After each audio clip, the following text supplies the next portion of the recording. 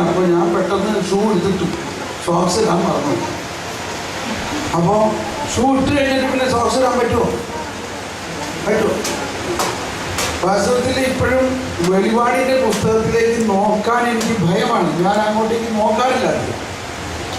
കാരണം അതിനകത്ത് എഴുതിയിരിക്കുന്ന കാര്യങ്ങളുടെ ഞാൻ ഈ രീതിയിൽ ചിന്തിക്കുമ്പോൾ അത്രയ്ക്ക് വലിയ വിസ്മരണീയമായ കാര്യം അതിനകത്ത് എഴുതിയിരിക്കണം. പക്ഷേ ചിലവർ ലെഫ്റ്റ് ആൻഡ് റൈറ്റ് അതിനകത്ത് വചനം പറയാനൊക്കെ കേൾക്കണതാണ്. പക്ഷെ പറയണതൊന്നും അതിൻ്റെ യഥാർത്ഥ അർത്ഥത്തിലല്ല പറയാനുള്ളതാണ്.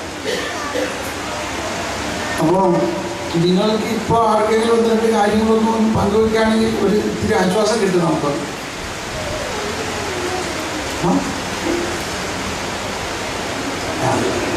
ചേട്ടൻ വരണം. അല്ല, ചേട്ടൻ വരല്ല, പോകാം.